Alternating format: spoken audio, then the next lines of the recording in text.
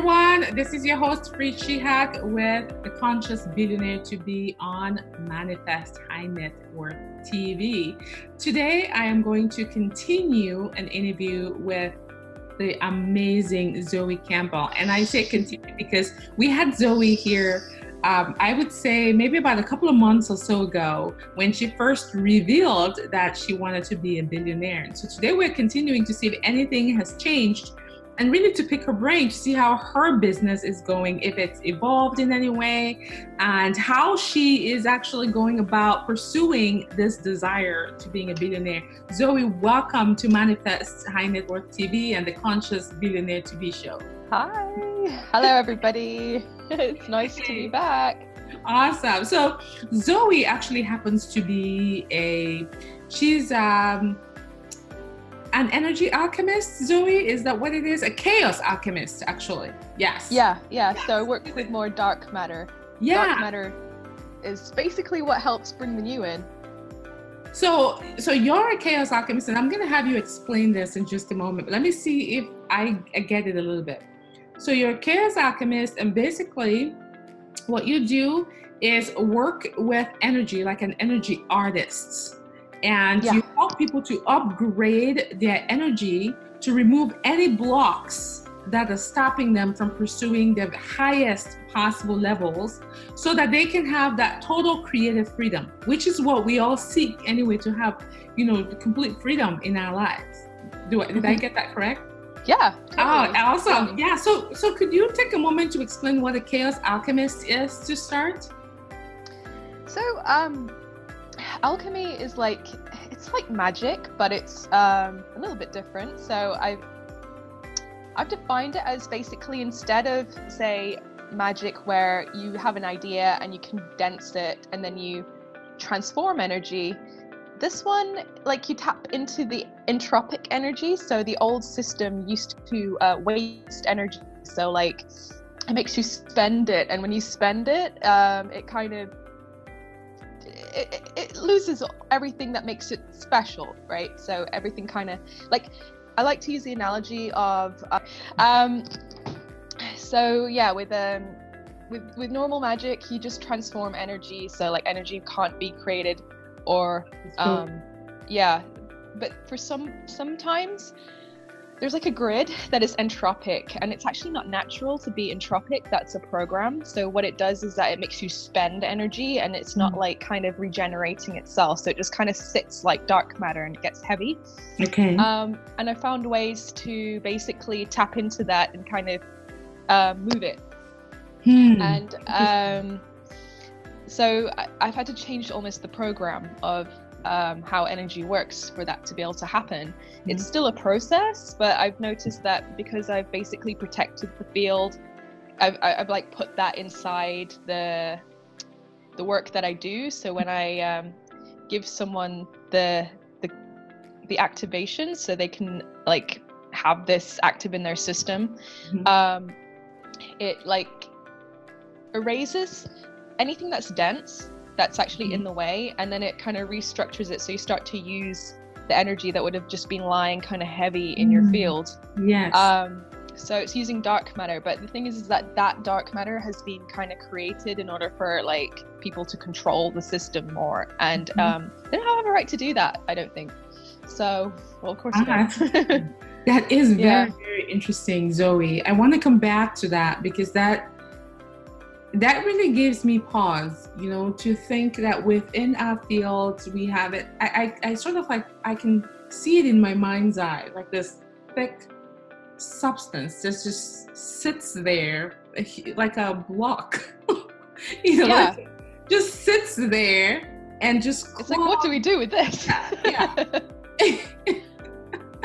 And if it's sitting there, then it's definitely in the pathway of something or more energy that's supposed to be flowing through. So it's definitely either blocking it completely or only allowing the tiniest bits to flow through, maybe little cracks in the block. And so what you do, if I'm seeing it in my mind's eye correctly, is you do an activation that allows this clogged thing to become unclogged, to sort of dissipate and disintegrate or whatever, and opens up this whole new, or not so new, but used to be stagnant in quotes, energy that was just sitting there.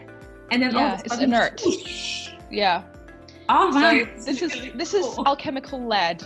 So you turn lead into gold. So I just noticed that there's a similarity between the glyph for Saturn, which is usually time and structure and order. Mm-hmm. So lead glyph is the same. It's the same alchemical symbol as Saturn's glyph. So it's working with kind of astral energy, but it's actually like embodying it and transforming it. And there's some way to integrate between the body consciousness and the astral.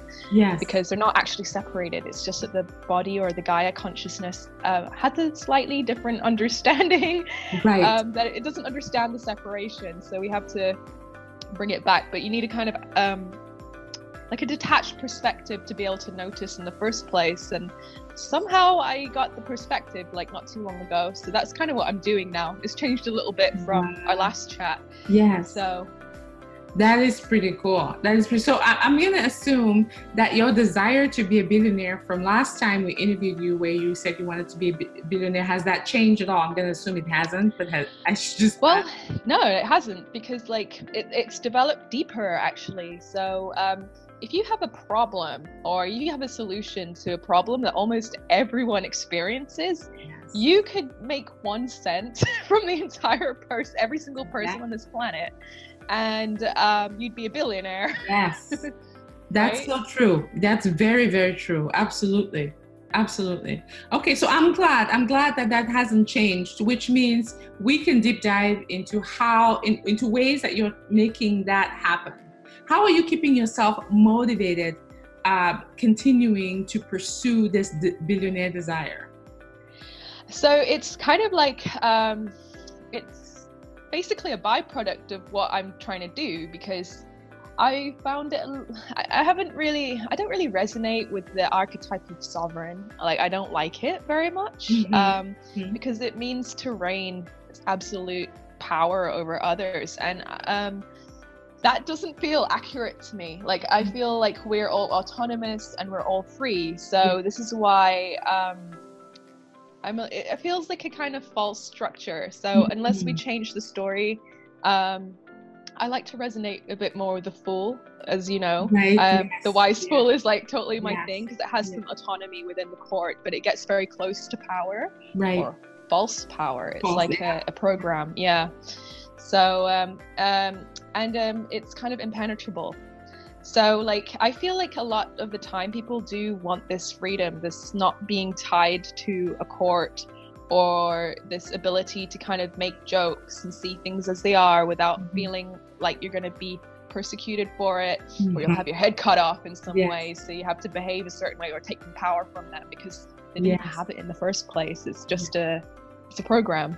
So giving that freedom is really important to me, and giving it, just making people remember it. So the point of like having your head cut off is dismemberment. So the only way to do that is remembrance. And remembrance is something about like reintegrating the powers and the astral energies that have been like, kind of taken from you. Like, your creative authority has been taken from you. So you've been indoctrinated in a system in some way. And giving people that autonomy back. And our free will is then really free. It's not a compromised free will. So I work with creativity, because creativity is always free. Yes. It's the highest power we have. It's our God power. Yes. So that is so cool. I'm very interested in what you said about the sovereign, because it seems to me that it is a term that has to do with the monarchy. Am I correct? Yeah. Kings, queens, and I wonder why in some cultures, or in some centers, or in some spaces, people use those analogies for power, like for divine power. Why is that connection there? Is it because in the history of kings and queens, they used to claim that their power was divinely given? I mean, like, it is, yeah. Sure, like as if the commoner's power isn't divinely given? Is it because they had the power to rule over others? And it's, you're really helping me to think about this from this whole new perspective and to really see this point. Why do we associate divine creative force with kings and queens? With social order, Social order. Exactly. And hierarchy. Yes, and hierarchy, exactly. It may have, do you think it has something to do with religion too? I mean, I know I digress a little bit, but this is so important. Do you think it has something to do with religion in the way that they sort of place like God or Christianity, for instance, God, the Father, the Son, the Mother, as if Mary and Joseph or whatever, like in Catholicism, place them, even though they came from common stock, so to speak, they were given power by the Almighty Divine, which sort of raised their status and made them kings to reign over the world, and you had to follow them. If you did not follow them, then you would go to hell, where you would be punished, that type of thing. So that kind of, and also religion is part of social order. So it's, I mean, do you think that what some social circles, what some people are doing now, taking kings and queens, is representing that? It's sort of like linked. I'm not sure if I'm making sense, but you get what I'm saying, I hope. Yeah, totally. No, totally. You're actually completely right. So the idea of a king or a queen or a head of state or a head of anything means that the head is basically your head. So what they have, like, it's a false head. Yes. It's basically something that's taken, it's always kind of split your imagination up. So it's like distorted you have entered a vibration when you're born, given a birth certificate or given some kind of visa, or I don't know, but like when you enter it, basically it means that you're property. And like you get this when you enter a country or a state of some kind where it has a head that is not your head. So you become their property, and that's like the whole idea of the kings and queens being beheaded is because we have had our heads taken and replaced with theirs. So it's actually backwards. And that is hierarchical. It comes from religion, and the reason why is because if you things like the chakra system, the Kabbalistic system, and all this kind of stuff used to map our body out in order to understand it better, to do kind of body work. But now it's been shifted into the head only, and the roots are the body. And this basically means like, okay, we'll stay in heaven and you don't go to hell.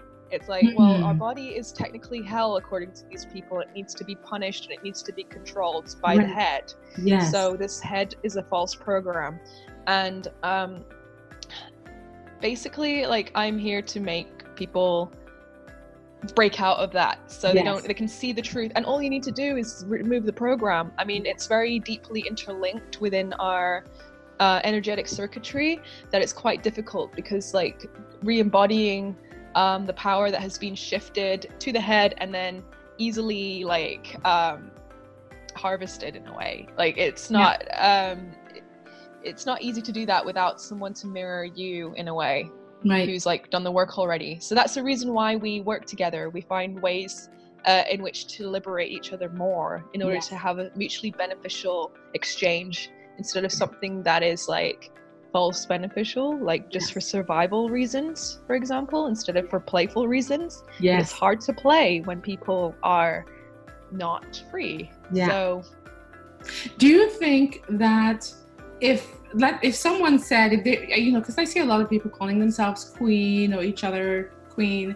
or king, or whatever, sovereign, like you mentioned, do you think that even if someone were a king of himself or queen of herself, that it still carries behind it that energy of beheading, that energy of thinking you're reigning over yourself, which means you get to punish yourself as well. Yeah, for totally. any wrongdoing. So that even though you may not be thinking about it, that word queen or king, it already carries within it that sort of energy, because that's what kings and queens have routinely done for generations. Yes. Yeah, colonizers. Colonizers Yes. being something like the way bacteria behaves. You have Yes. bacterial colonies. We're a bit beyond that. So, like, why would we go down to that level of thinking? I don't really understand. So I've never resonated with it. So yeah, this makes so much sense. The clarity of it is really powerful, Zoe. So I really see why your mission is to using your talents, or what you have come to know, all the information that you have received, that you have downloaded, to help people achieve this creative freedom. Because in order to achieve that creative freedom, we do have to deprogram a lot, because it's true. Because when you read about it and you see people using these words and these terms, you don't automatically think about the lineage of that word and the connotation and the energy that word has carried through generations, and that using that word and accepting it as you brings with it all of that as well. It plugs you into a program, right? Yes. So like, for me, like, what I've been looking into in order to disconnect that program further and to make us more connected to what heaven really is within the body is our connection to our ancestors, which is something I know you're very, it's like your thing. Yeah. So I thought about how our umbilical cord, the cord that connects us back through our feminine lineage, clearing that. And then bringing it out through the stomach. So it's called the belly wisdom. Okay. A friend of mine actually started to kind of like be like, look at this a little bit more, because if you really want to connect the head with the body, you have to redefine what heaven is. And heaven is our ancestry. Yeah. So our connection with our ancestry means that they're in heaven and they're here. They're part of us, embodied.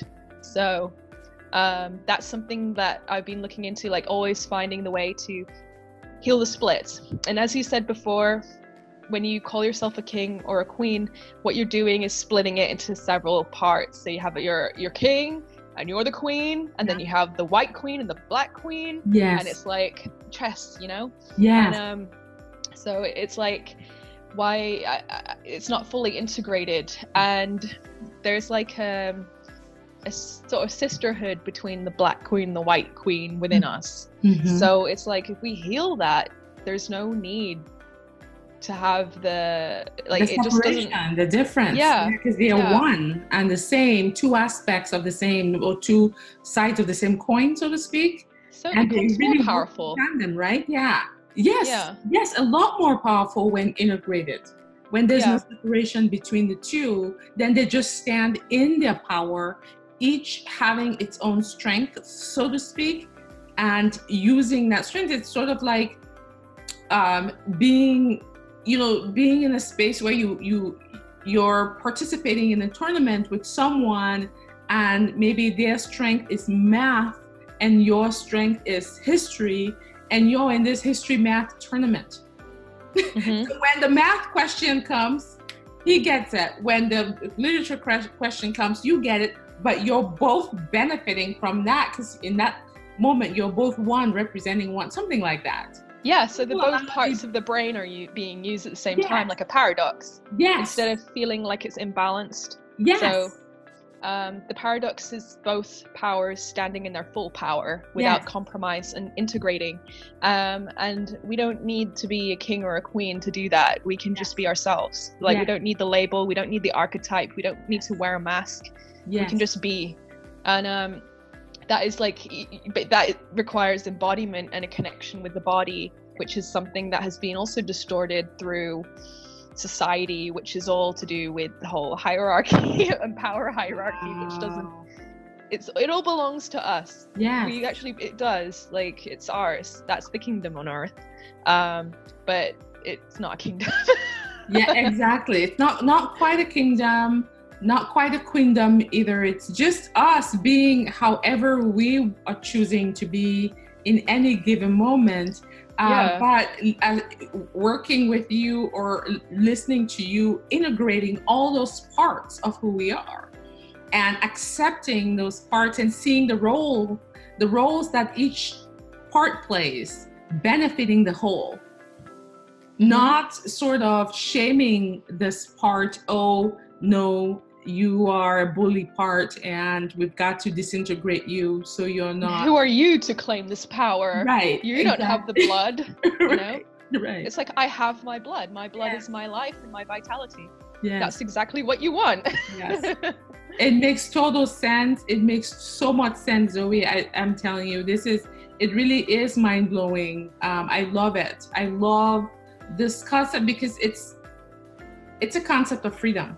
It's simple, freedom, really. That's what we're all seeking. Being here is we just want to be able to do whatever we want to do and be however we want to be, which is basic, complete freedom. And even though, you know, as they say, we can't really have you're in this physical body, we're always still receiving influences, but that's also part of our freedom, I feel. If you choose to turn on the TV and watch a show that you get some information from, and whether you're aware of it or not, you receive and accept some program, I feel like that's still part of your expression, especially if you're not aware that, you know, you're picking up stuff. But when you become aware that you're picking up stuff, you do your best to then go within and feel that, as you mentioned, embody, see if you want to embody this new truth. Do I want to accept this thing that I just heard? Do I want to, you know, I watched a program many, many, many years ago, and it was one of those programs that made me go, this is interesting and crazy, because it was a program about beautiful people. And they were talking about how they had interviewed people across all these nations, and all of them had said beautiful people are the ones who look like this. And I'm sitting there looking at this show and going, these people are out of their minds, truly. Yeah, they are. I didn't have a sense of self, and I wasn't aware that this is a program, I could have gone into a state of, oh my gosh, I am not one of those beautiful people that they just mentioned. The whole world is, you know, and I could have gone the complete other way, right? Yeah, to attack your self-esteem because that makes it easier to control. Yes. Exactly. So, someone else decided that beautiful people are such and such.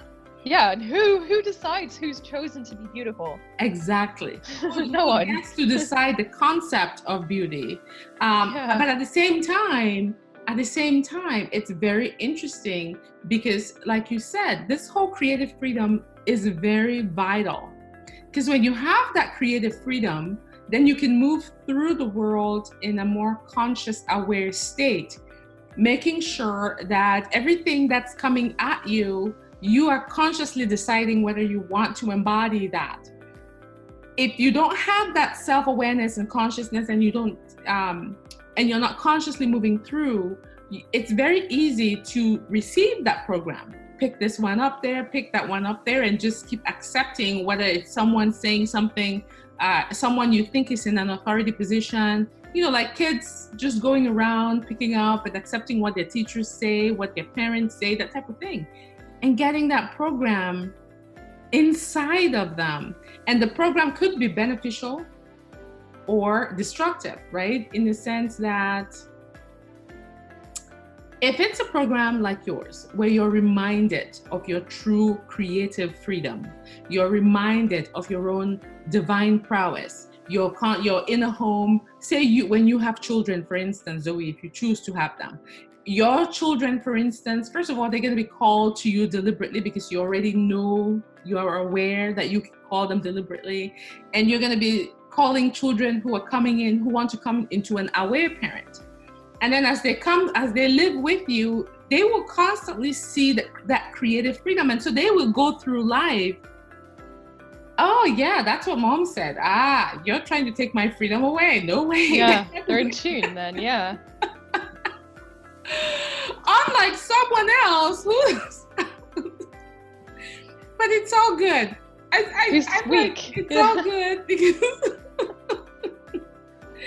in the end, I feel like in the end it's just a game, right? We're just playing this game, having this fun, and then when our time is done, we leave this body and go back to remembering, hey, that was fun.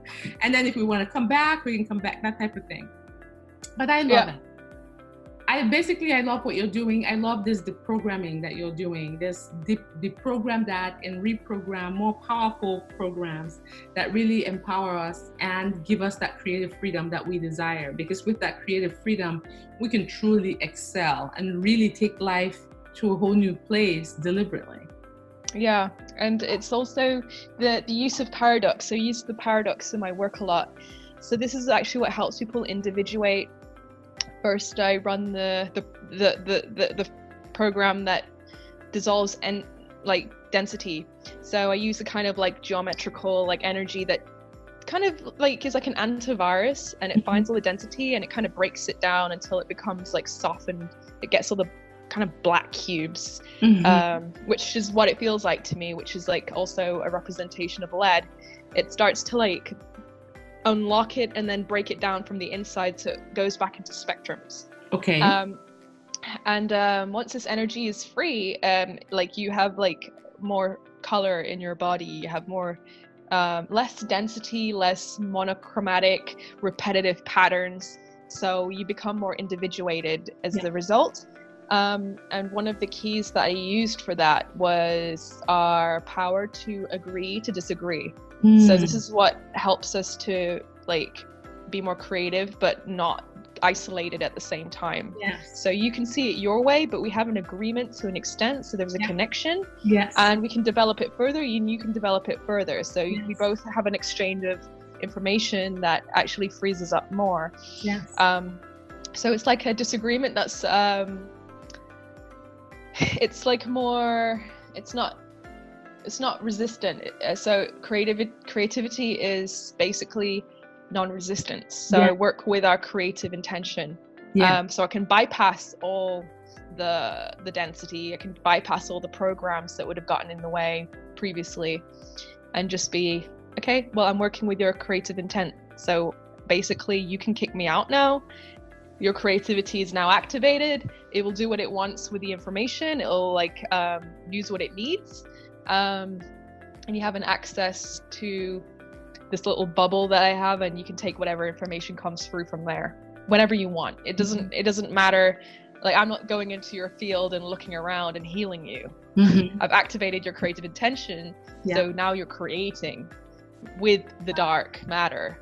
So it happens like very naturally. Some people get a bit disoriented though. They're a bit like, yeah, kind of like, don't really know what I'm doing. It's like, yeah, but you do. It's just that you're afraid of doing it wrong, but you're not, because you're creative and you have the authority. Wow.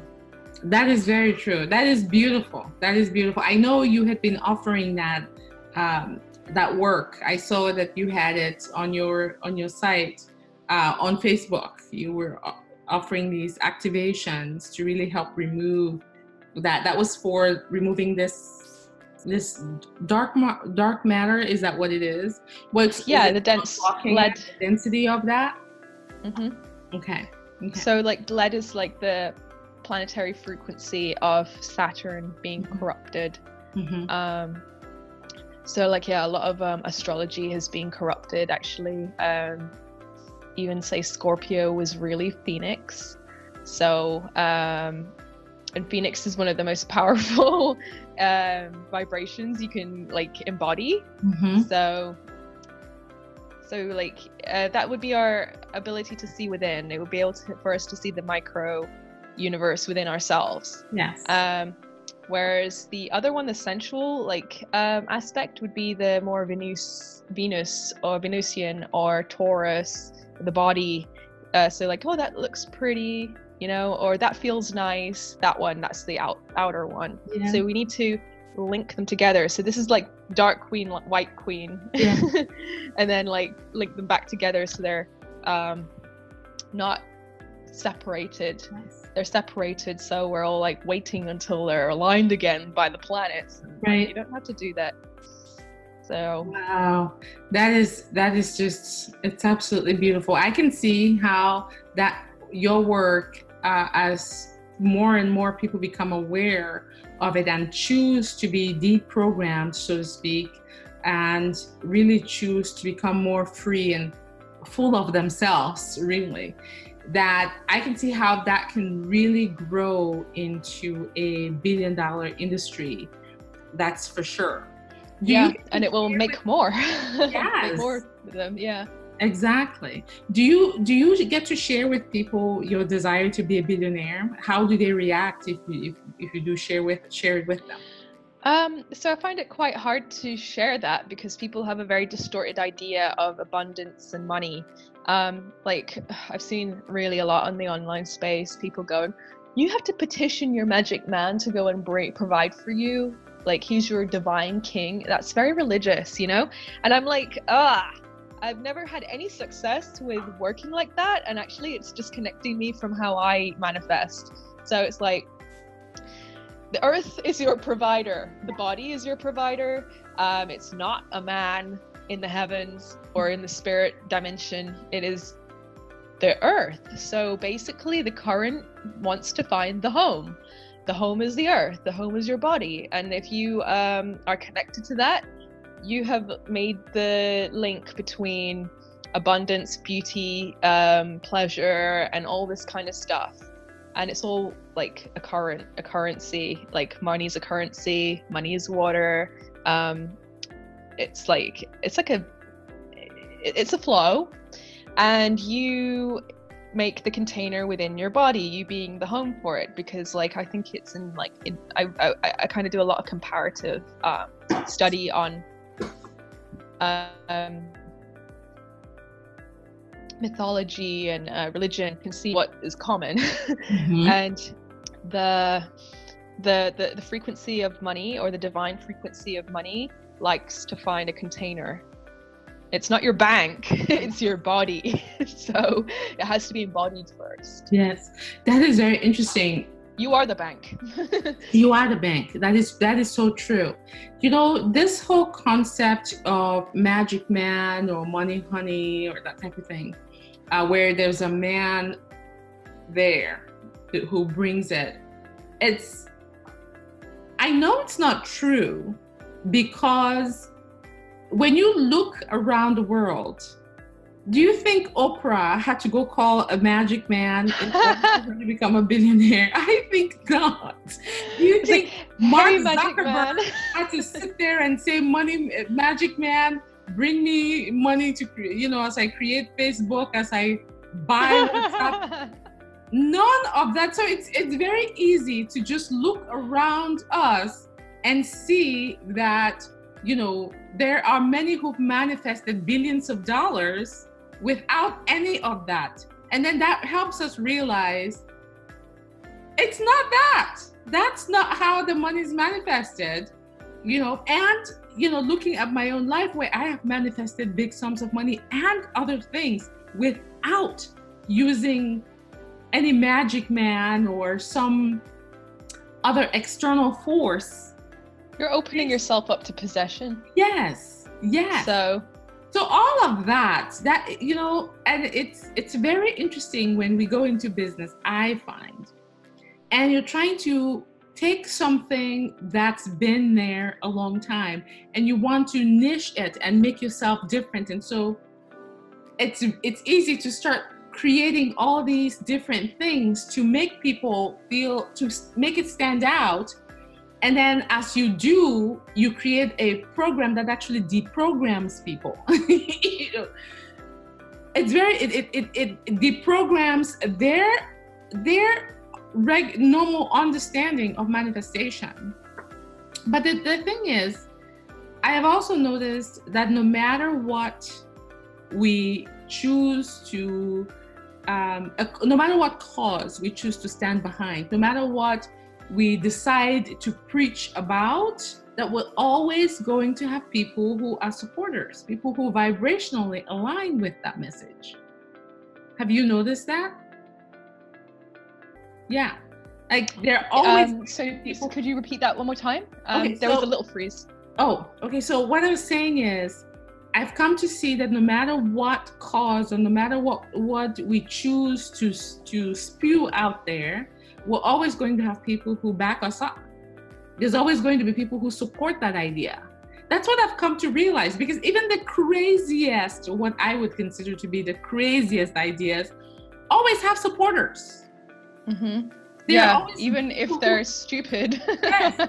There are always people who are going to be aligned with those ideas. But when we talk about those of us that really desire true freedom, who want to be free, and who are always looking for spaces that allow us that freedom, it's very normal that when we are in a space where that freedom is somehow compromised, that very soon we find ourselves leaving such a space, because our freedom is like the foundational energy of our being.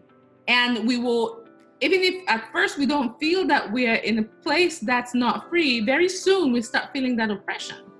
And one way or another, we like break free, because we just want to go be free to do and find the simplest, or to us, the least complicated ways of manifesting anything. Yeah. The most organic way that like happens is just like that. Yes. So it's like quite correct actually what say Abraham Hicks say about the law of attraction. It's to do with your emotional vibration.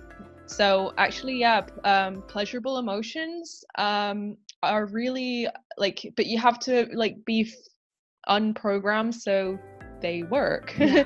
So it's quite hard to like put in yourself into an optimistic emotional state when you have the program that makes you feel like you're worthless. Yeah. And it's not just a belief, it's not just a voice in your head, it's actually a program. So you can disable the program, but it's still there. So as soon as you make any progress, it'll come back. So dissolving the program itself is so important, because it is to do with like water is not quite the same as freedom, like our emotional body. It's more to do with liberty.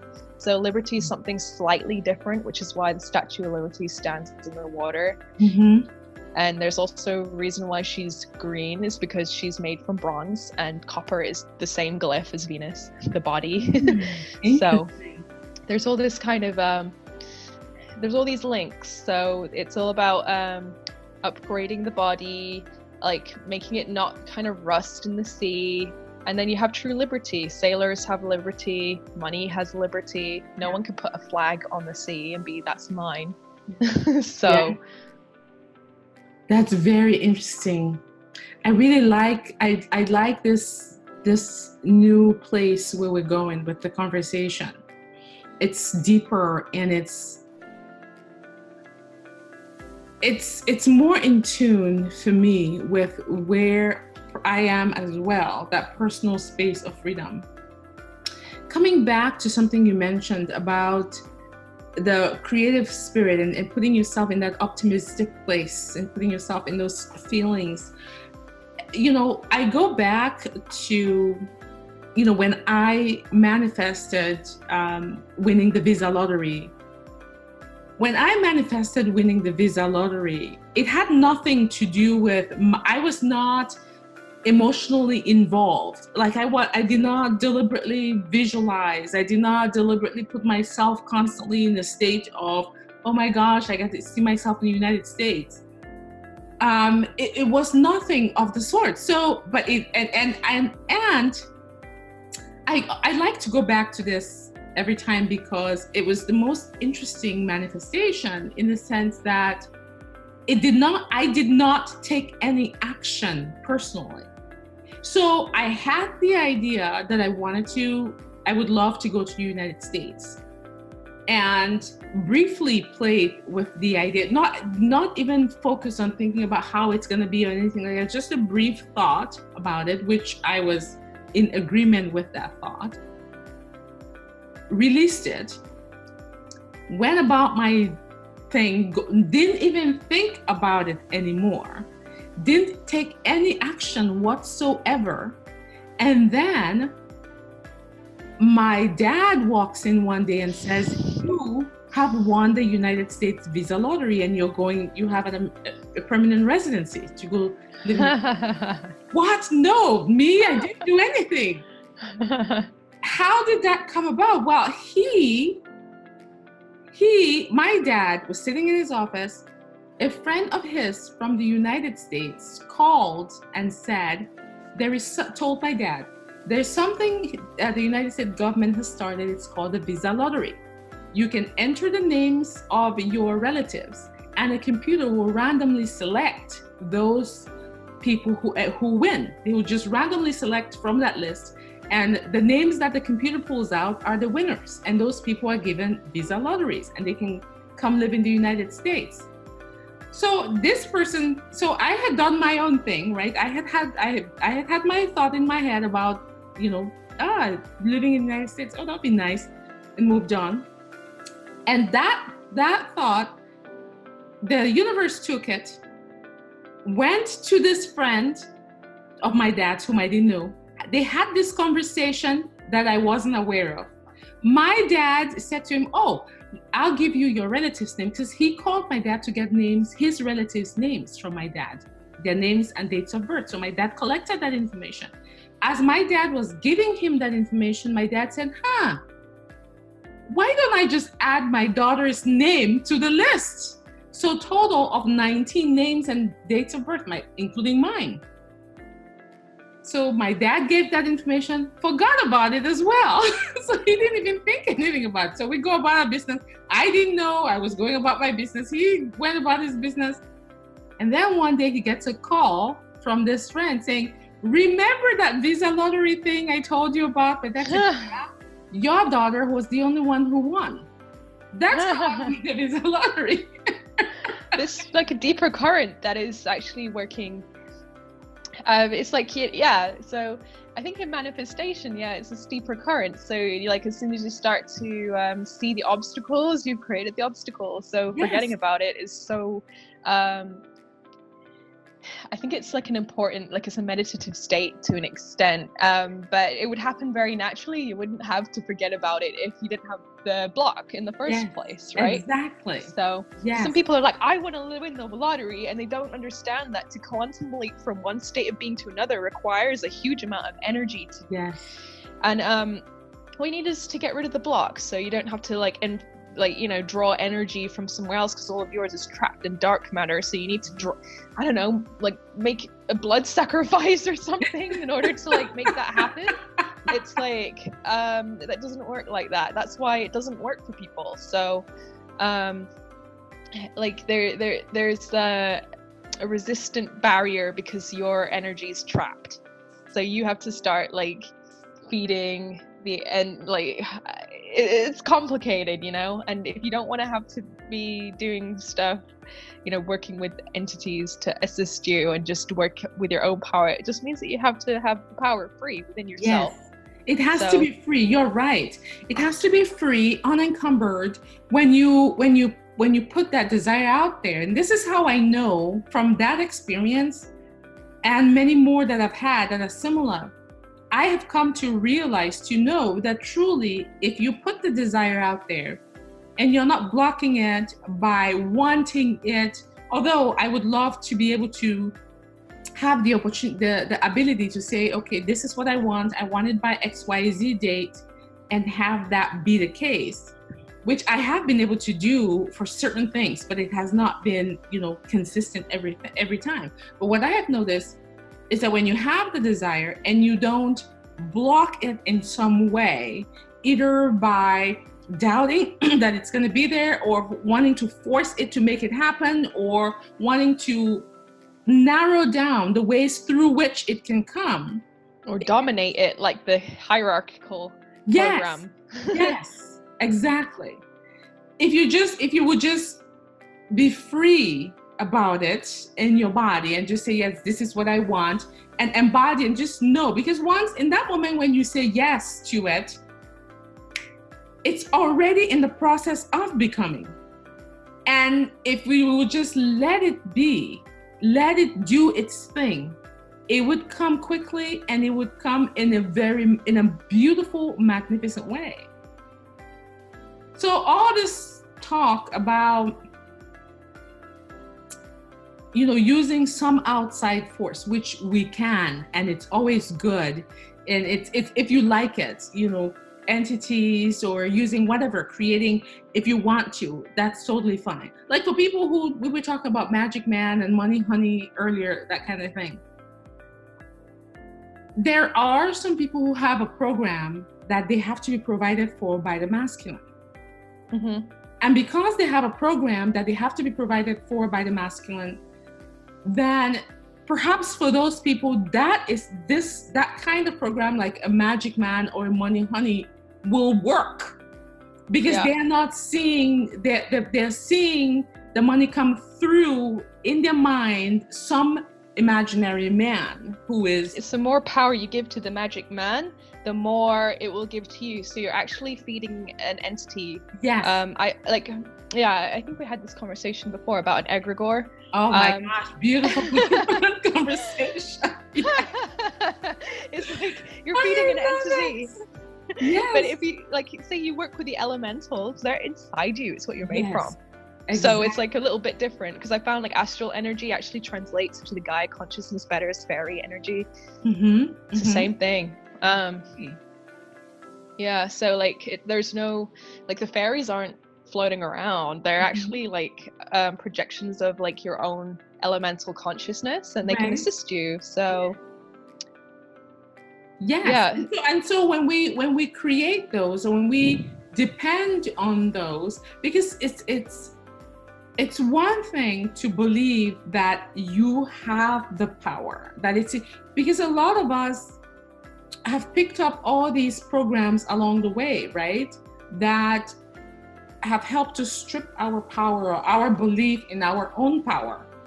So it's harder for a lot of people to then realize, when they say you are the creator of your own reality, you are doing everything yourself, it's harder for us to really believe that and to really take that into, as truth. So it's easier for a lot of people now to look outside of themselves, whether it's to something imaginary that we're creating, or to a plant, or your own dog, or something else, as the master of this energy that you're creating, and it's bringing it to you. And that's fine, because there are times when I do both. There are times when there are things that I manifest just by me saying, hey, I want that, and it's done. And before I know it, it's in my field. It's right here in my physical reality. And then there are things it was anyway, right? Say that again. It was anyway. It's just that we've separated it by being like, I haven't got it yet, and I want it. Yes. It's there, but it was there. Yes. You saw it. So yes, exactly. It's always there. And then we created the separation. This is really deep. We created the separation, and then we started wanting it back. Yeah. And now we're wanting it back, and we've forgotten that it's already here. And we don't have the capacity to fully believe and embody that this thing is already here. So therefore we start looking for it outside of us and creating. How that's the separation between the Taurus, the sensual, and also so it's the separation of the feminine, inner eye and outer eye. Yes. So there's also a masculine inner eye and outer eye, and they all have to come together. So. And they're all together already, Zoe. They are. They're already together, but we keep doing this separation thing with them, and compartmentalizing all the various aspects for one reason or another. And I think it's simply because if we were to truly come to know that we embodied all of that, we would be afraid of how much power we actually have.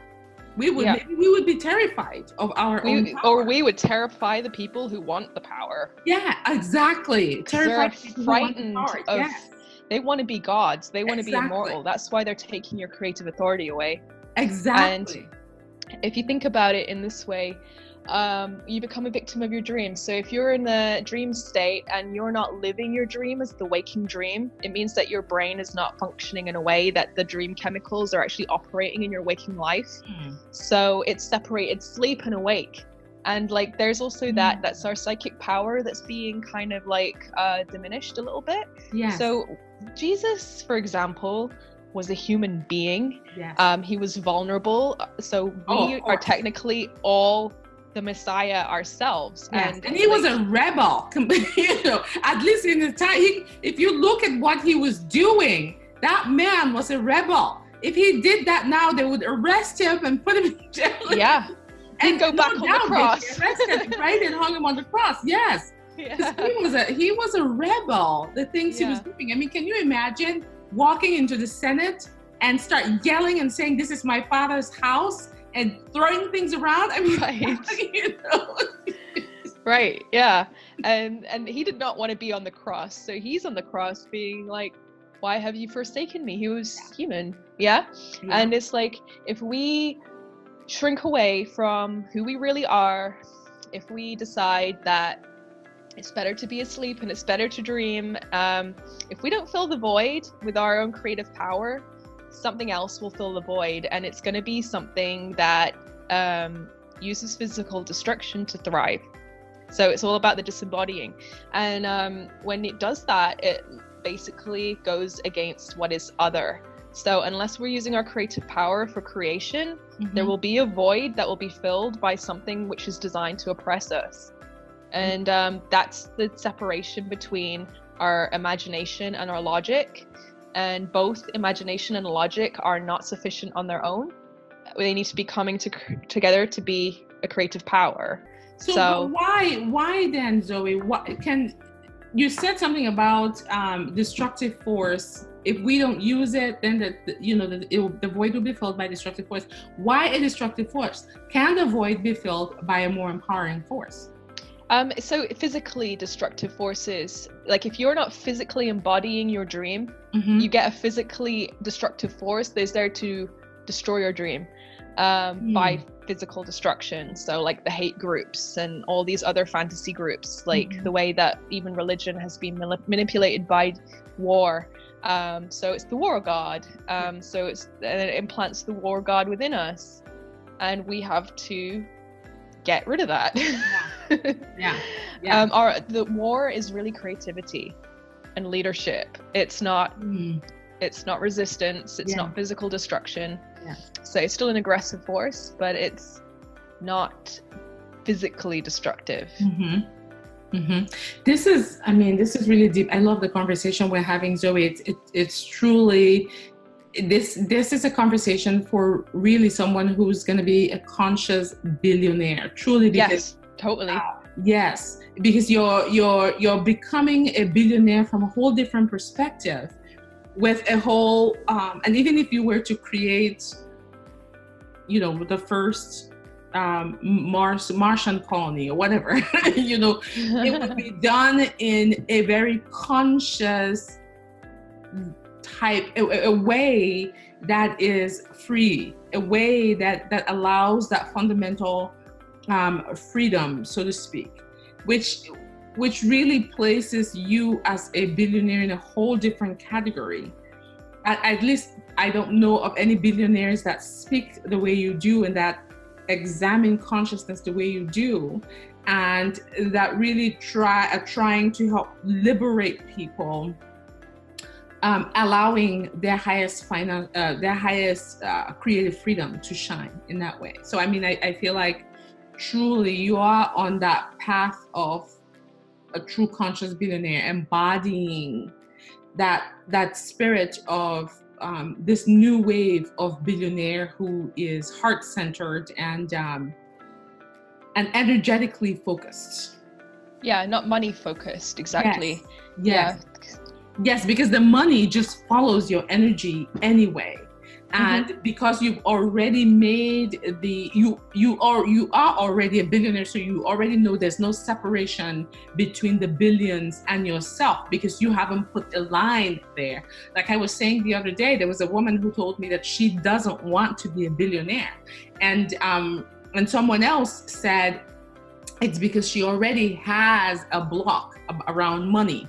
That's why she has put this wall that says, I don't want to be a billionaire. Now that that wall was already there and she's acknowledged it, she's strengthened it, then she's limiting her ability, for that financial flow, and flow in many other ways, because that energy, it all depends on how she's seeing what the energy of being a billionaire is.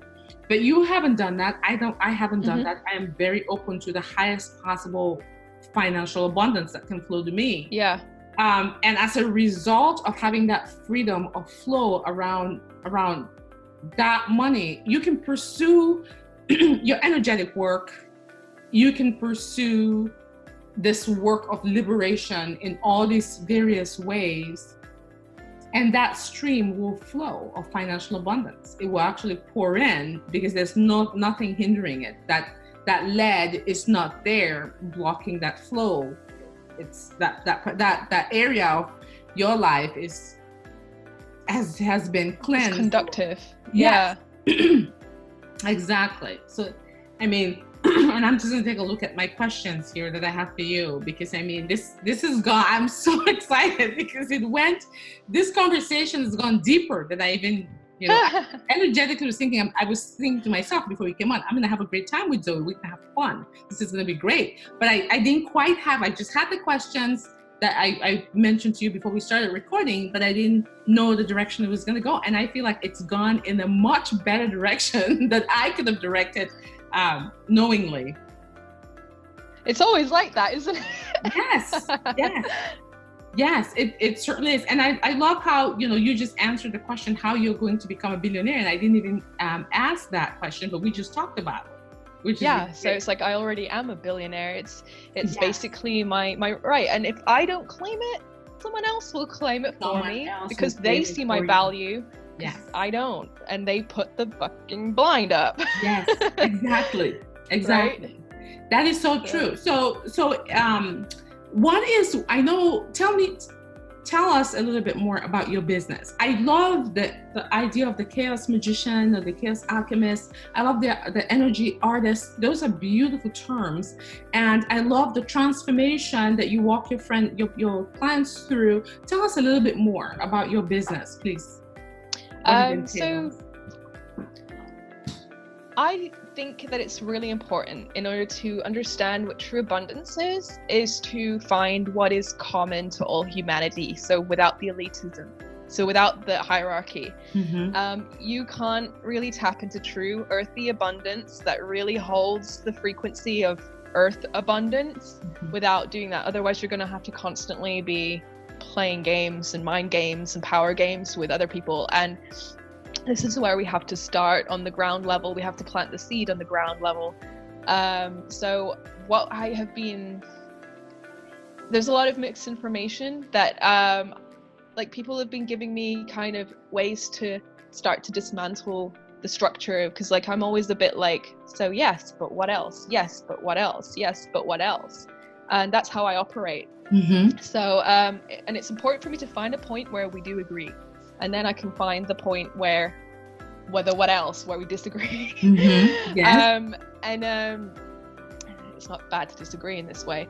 So like, so I had like trouble like trying to define my containers, for example. And I was told basically, okay, well, it's not really about containers, it's about space, having ground in which to play. So if I just changed the word container for space, it makes a whole lot of difference for me. Yes. So I kind of play a few games now. So it's like, okay, if you answer the question correctly, you've made a really good attempt at it, it means that you're on the level where this like knowledge is really like necessary, so I'll give you the activation for free. However, if you're still stuck in the thing and you still know and you have the money to pay me, you basically like you can pay that. And so it kind of helps me filter out like who can do what, because like I don't want to like reject all the really hyper creative people who are stuck under all the programming that their creative gift is going to be entangled in some kind of social structure, so they kind of actually reject it. So like I'm trying to play a little bit more with opening up. Yes. Like again, it's like money's not really my objective. So if someone comes to me and they're like, I really want to work with you and blah blah blah blah blah, and I was like, well, pay what you can to begin with, and once the money starts unlocking, you can start paying me the rest. Okay. And I trust you, because even if you don't, this was meant to be. Yeah. So that is not beautiful, like a Zoe. That is beautiful. It's a fabulous way of working with people that is in alignment with you and your vision and what you're trying to accomplish. Because I mean, if you're helping to create freedom, because if you're working with artists who are feeling like their creativity is going to be hindered by something, they've already created a block. And so they can't really truly express their fullest creative potential because they have that block that something is going to stop them if they push that boundary there. Yeah. And so by you doing structuring your work in the way that you have it structured, creating a paradox in it, so I can like, yeah. So the power that blocks it, I kind of start to dismantle it there, and I dismantle it there. Yes. So yes, it really helps. It opens them up. It allows them, gives them a chance to come into your space, at your world, and to experience something new, which helps to chip the lead that's been blocking it. And once there's a chip off the block of the lead, then some energy flows through, which opens up their creativity, and they're like, okay, I can reach further than I've been reaching. Right, which is so. I mean, it's absolutely phenomenal what you're doing. It's. Yeah. I can see how it's working. I remember you asking a question on the live about programs and saying you didn't want to have a program, that type of thing. I remember that. So I'm glad that you found a word that works better. You know. Yeah. So it's like I have to embody this riddle. Like it's like I have to give the riddle, and then I have to see whose mind kind of like works, but is probably not the one that will be able to pay the fee that I'm asking for. Yes. And having it kind of like a competition. Yes. Yes. So if their creative power is already free enough, but they don't have the money, they still win. Yes. Whereas if someone has the money, but not their creative power is blocked, they can also win in a different way. So exactly. It's like the balancing or the alchemical, you hold the two things together and you kind of sort of, it's a very delicate balance. Yes. So I find it really interesting that you saw that the word container held a block, it held a limit to you, which for me, it didn't. Like the word container for me did not hold a block, because container for me is not firm and limited. It's very pliable. It expands. And it can expand infinitely. So for that, because that's how in my program saw the word container. I did not see it the way you saw it. But now that you mentioned it from your perspective and said the word container seemed limiting, but the word space opened up, I'm like, yeah, I can see exactly what you mean. But it never really felt that way to me, because container just always seemed to me as something expandable, like, because I can't have a container that doesn't expand, otherwise right. you know yeah, but you know what I mean. But I can't have, like, I for instance, from what you're saying and how you're describing the way you are creating your program, where you can have this riddle, which is really beautiful, and then that's how you're knowing how to deal with the people that are coming through. I can see how space is a better word than container for that. For me, from my perspective, because if I have to have a container, because I don't work that way. Like I wouldn't create a riddle and then, because I certainly don't want to work with everyone, and I definitely have an idea of who I want to work with. So they have to, although my container is constantly expanding, has the ability to expand, I always want to have control over that. Well, you have control over your space too, because you have your riddle that you're deciphering. But I have to be controlling the container as I'm moving it around, so to speak. Does that make sense? Yes, yeah. So, but hearing you explain this is, really, it's just amazing. I feel it expands me too, right? Because now I'm looking at it from your perspective and thinking, okay, this makes amazing sense. When Mother Teresa was doing her work, and she was doing this brilliant work, raising millions of dollars. That woman was a genius, and she was raising millions and millions of dollars. She didn't work, she didn't create that money on her own per se, like wasn't money flowing directly through her in her own bank account. She wasn't personally a billionaire, and she was taking money and gifting.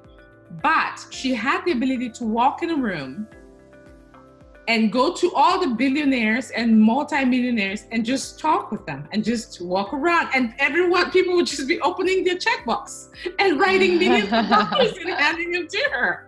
So she could go do the work that really called to her. And that's how she left this magnificent legacy. So because like what we've been saying all along on this call, she already embodied the wealth. She knew that there was money. She knew she could get the money, and she just embodied that. And the money just came. And see how easily it came to her. She'd just go to a place, she'd be invited, she'd go to a place where millionaires and billionaires are gathered. She'd just do her talk, and then she'll just walk around and shake hands, and people will just write millions of dollars in checks and give them to her. Yeah. Right? Yeah, and she's not going, hey, magic man, bring that to me, and bypass the whole physical part, or the actual work it takes to be able to be in that state of being. Yes. That means you can approach people in such a way and actually have the power to transform them. Yes. That's why the way you're doing it, creating that riddle, is so amazing, because not only are you giving people the chance to really expand their creative freedom, which is so vital, you're allowing them the opportunity to build trust in a whole new level. You're saying to someone who gets your riddle but doesn't have right now, this instant, in their physical bank account, the money that they can pay you, you're saying, I trust my work. It will work for you if you apply it. And I trust that you from this work or some other way, you'll be able to embody the financial abundance that's already here, that you already have, in such a way that you'll be able to see it in your physical reality. And when you do, I am trusting that then you will then turn around and say, hey, Zoe, you did this work for me. Here is the money that I owe you. I mean, so there's a lot of... Or even it's not money, because the creative people, because I work on the operating system of creativity now, that I don't always believe that these people have the money to offer. It could be something completely different. But I don't want to exclude them from the opportunity to create the balance in their field. So it just depends on, it's their ingenuity, one of the things I notice is that some online entrepreneurs are just like, I have the keys to your genius. And it's like, that genius is not disembodied. No. It's just that it's about ingenuity. The ingenuity is something that you are doing in a creative sense, like using your genius creatively. Mm-hmm. So people's ingenuity are varied. And I want to make sure that I basically cater to both polarities. Yes. So if someone has something to offer in terms of they have deep symbolic insight, which actually assists my work, then I want them activated too, because then they get it, so we can collaborate. Yeah. Or if someone has the money, I can collaborate with them, but it can be in a whole different area. Yeah. In freeing up their structures and loosening their structures and getting the head, the false head. False head, yeah. Yeah. Well, but I mean, working in that way, in that capacity, are you then creating various programs? So in the common way that we use the word program, are you then creating a specific space for the people who can afford right this instant, because I mean, everyone can afford, but some people don't really see that they can afford right this instant. So for those who can't afford it right this instant, and that who may be able to pay you with some sort of other creative gift, or later, financial abundance later, you have them in a separate space from those who are able to afford your fees at this time? On some level, they're not in a separate space, but they're all in different spaces. So yeah. It's like, it's again that paradox. So basically, I like the idea of making it bespoke, but I like to find the common humanity between everything and tap into that. So it's this desire to actually, it's not the desire, it's the realization of your own power, depending on what that is and which part is actually being kept away. Because I feel like I'm a little bit in between both, like I'm literally in the balance between the two. So I'm not really the starving artist. I'm very resourceful and everything comes to me, but I'm also not a big shot entrepreneur who needs to wear a crown, you know? I like to think that I hold the skeleton key. So they have the two keys, like they have, I have this king, queen, sovereign key, and they cross them over because I'm Saint Peter. Like, I don't know. I don't get it. And then there's the other people who is like, no borders, no boundary. Why do I need key? But it's like, there is like a zone that you need a key. Like, sorry, like it is like that. Yeah. We live in a reality where there is shadow and physical separation. Yeah. That keeps our shadow, keeps our individuality, keeps our gifts ours. If you try to get rid of that, if you try to disembody the physical, you've just gone straight into your mind, become light, and someone can feed off that. That's basically what I see happening. It's a cult. Yes. So, and it's very dangerous. So I'm raising a lot of awareness about that at the moment, because like it is. So I know. I do read some of your posts, and I see that you're outspoken about it, which is really great. And just really what you're doing is just helping people have different points of view so they can compare. Because sometimes when you're so focused on one ideology and just one way, you don't really see the other possibilities. And when eventually for some reason you start looking at those other possibilities, your world opens up even more. You have more freedom now, because you can now say, oh, actually, you know what? This particular thing over here, I have had some discord with it for a while, but I just didn't know that there was an alternative. And now I see that there's an alternative, so you can go choose an alternative. So I think, the work that you're doing is brilliant and very fun, for putting everything out there and opening up so people can start seeing, what they were not seeing before, or what they have within them. It's been telling them and trying to get them to see, and they were resisting seeing. All of a sudden they start seeing, and that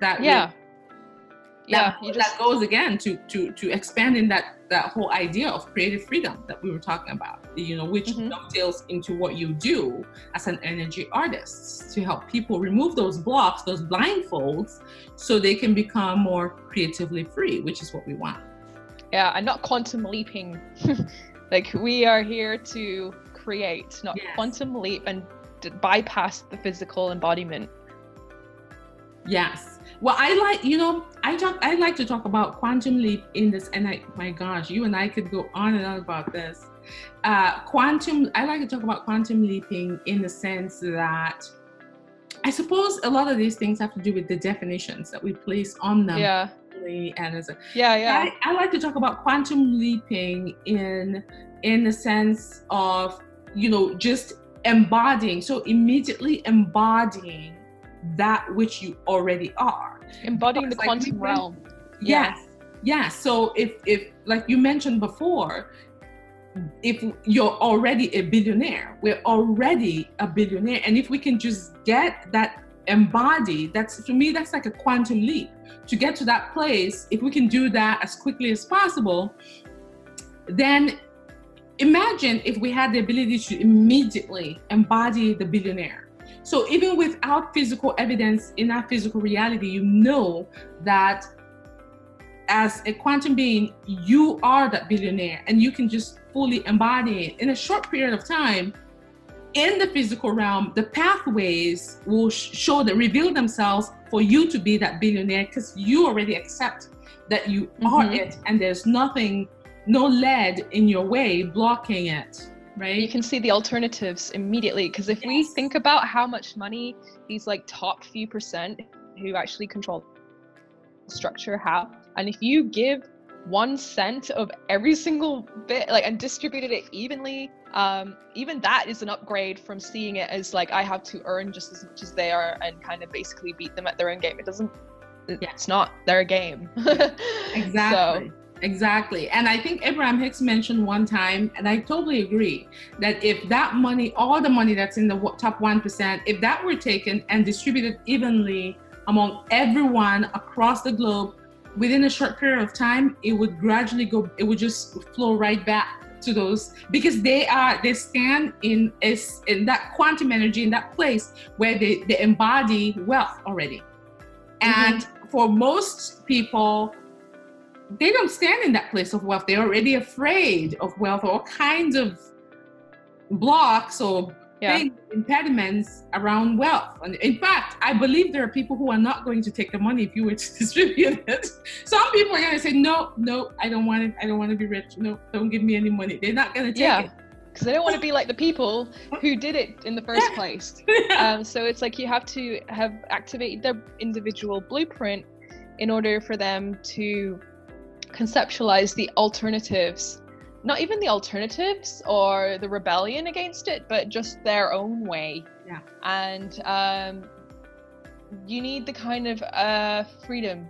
You need the foundation of freedom to be somehow activated, so they can actually perceive that, instead of thinking like, okay, well, obviously, it's like when you're in a cult, it's like, if I go outside, it's dangerous, so I need to be here to stay protected. So I don't want to, so it's like getting rid of the structure. Yeah, that's so true. Zoe, what do you think about women who, and I mention women because obviously there are more men who are billionaires than women, much. The numbers are incredible. You know, they're like, well, about 2,500 billionaires in the world right now. They are, I forget exactly how many women, but I know there are about 50 self-made women, which means the rest of the women who are billionaires have inherited not from another woman, they've inherited from their fathers. Legacy, or their husbands. So out of the 2,500 billionaires, only 50 billionaires are women who are self-made, which is which is tiny in comparison to what we're capable of. So my question to you is, what do you think about women who are choosing, who would rather marry a billionaire than actually becoming one themselves through their own creative pursuits? This is again the magic man. So it's like, again, giving your power away and putting yourself in a program where you have to be the queen and he has to be the king.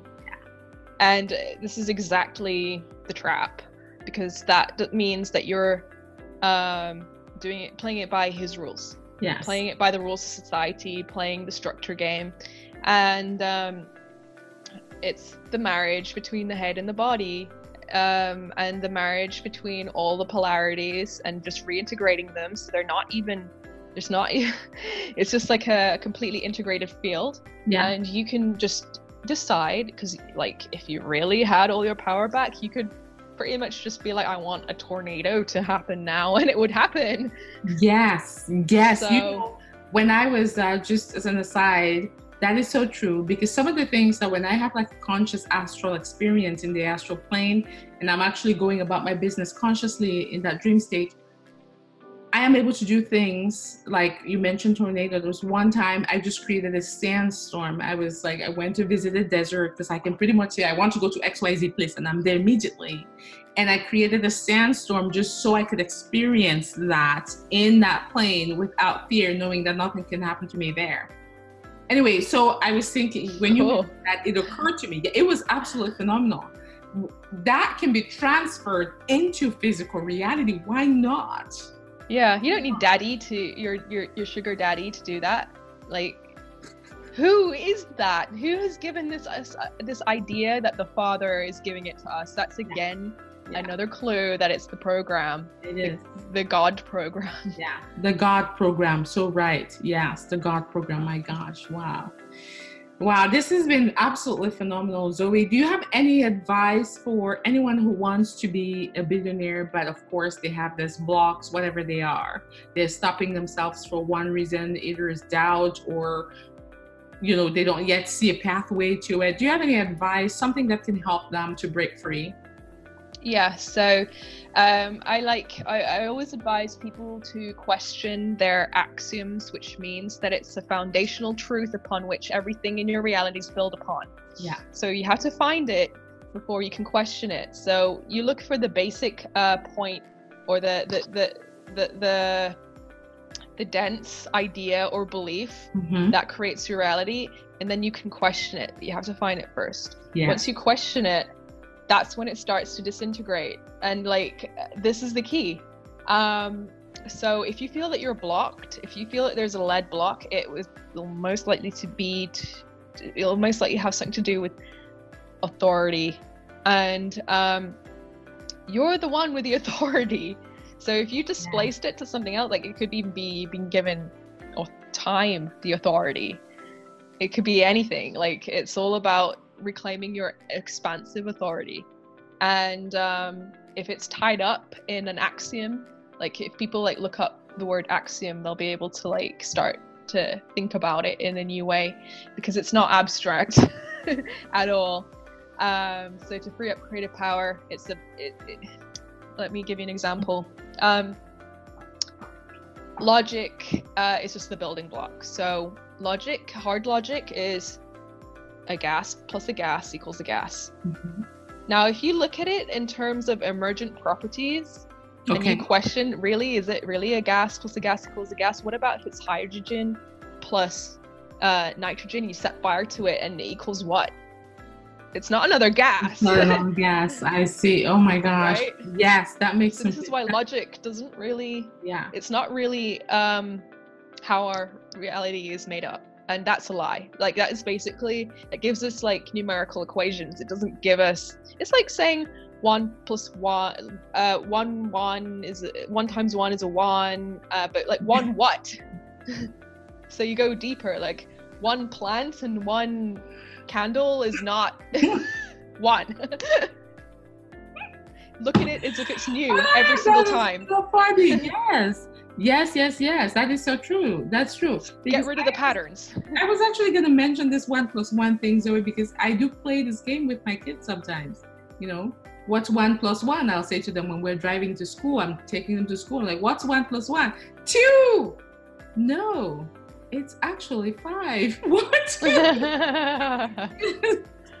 It's like, how about 1 group of 3 plus 1 group of 2 chopsticks? Exactly. It's like, and they're all different chopsticks as well. So you can go even deeper. Yes. Like, there might be different colors. They're not all the same thing. Yes. It's like the letter.